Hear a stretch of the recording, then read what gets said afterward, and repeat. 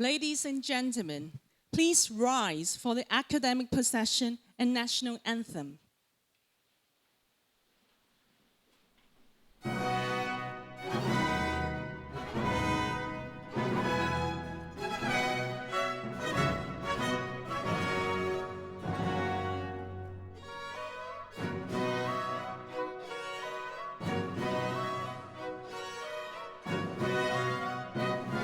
Distinguished guests, students, ladies and gentlemen, welcome to the Matriculation Ceremony of Centennial College. May I first introduce our distinguished guests today, Professor John Malpas, President of Centennial College.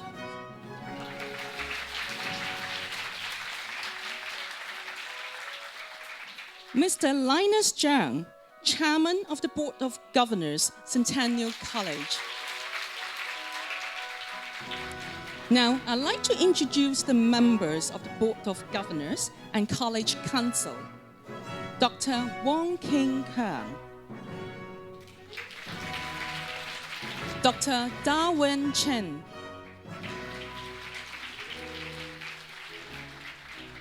Dr. Raymond Lai, Mr. George Tam, Mr. Benjamin Tang, Mr. Henry Wei, Mr. Peter Yam, Mr. Gabriel Yu. May I introduce Professor Cheung Fai, Acting Vice President of Centennial College. Ms. Curry Zhang, Registrar of Centennial College.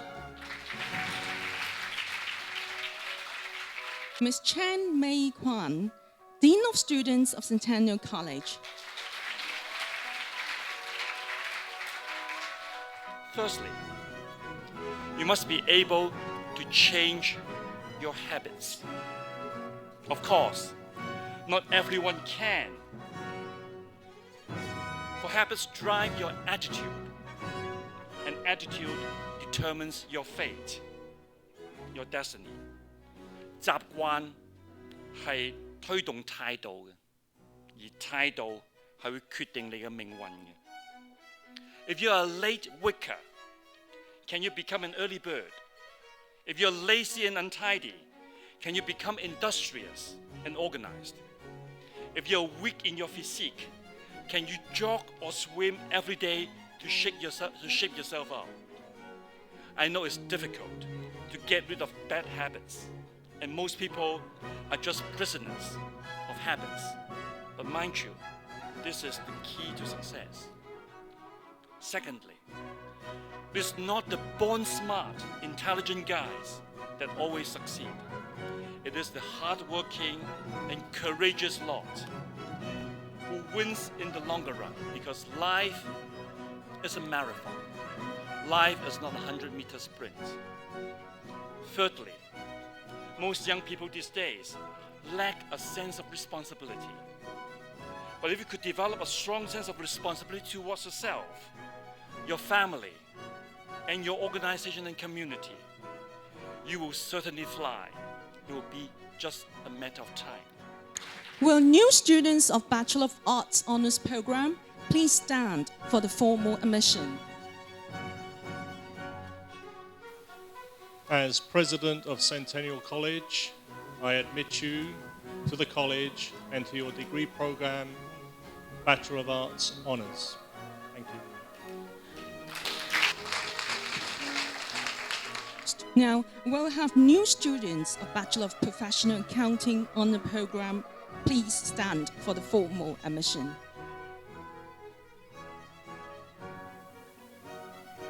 As President of Centennial College, I admit you to the college in the program of Bachelor of Professional Accounting with Honours.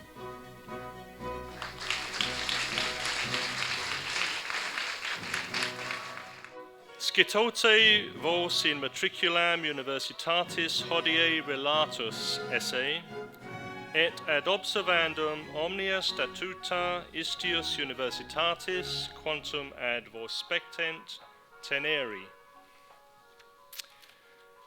I'll translate that for you in a minute.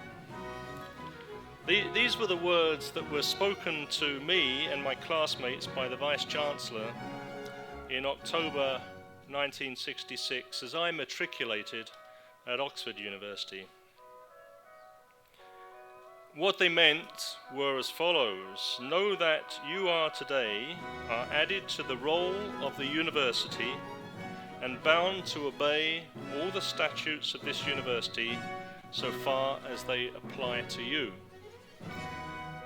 Now you'll notice that when I admitted you to the degree, I mentioned nothing about discipline and obeying any statutes. That's a little old-fashioned. But basically, at the time I matriculated, I became a life member of the university family. This was an occasion which was considered more important in a scholar's life than even his or her graduation 3 years later. And going back to our delay today, let me assure you that I hope there will be no delay in your graduation in 4 years' time.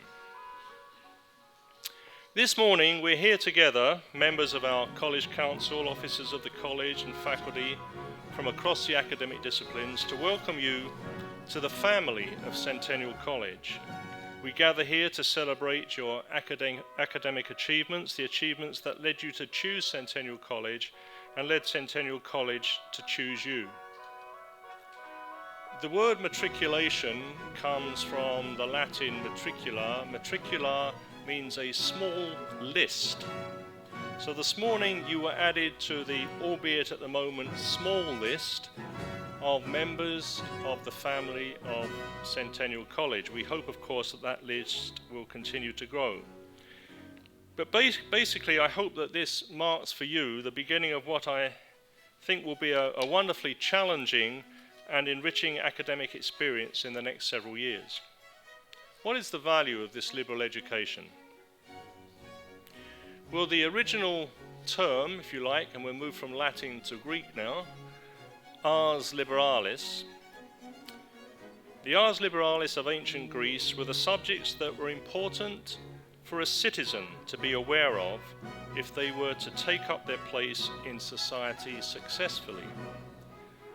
The liberalis in ars liberalis actually related to the fact that it was the free man that was educated in these subjects, because free men, or the liberated if you like, were those that had a civic duty. Many students today and their parents would ask, what is the worth of a liberal education in this day and age? All successful careers require critical thinking, teamwork, sensitivity to cultural, demographic, economic and societal differences, and political perspectives. Through a liberal education, students should develop their problem-solving skills, critical thinking, and the ability to communicate effectively, along with knowledge of history, philosophy, science, and art, so that they can converse and work with people from all walks of life. A liberal education integrates knowledge across disciplines and provides students with the unique experience of gaining broad appreciation of the wider world. It prepares students in a variety of disciplines, including the sciences, humanities, and social sciences, by emphasizing the importance of analytical and critical reasoning and preparing students to face the challenges of the real world. Most people will have many jobs during their careers, and those that graduate from liberal studies programs are the most capable in adapting to new circumstances and challenges. No one knows what the jobs of the future will be like, but a liberal education provides a solid foundation for graduates to adapt and meet the changing demands in a knowledge-based society.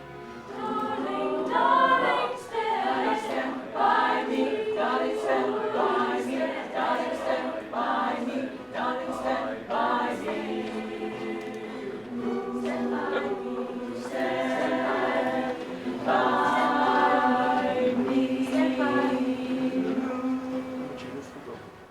Ladies and gentlemen, the matriculation ceremony has now come to an end. Please rise.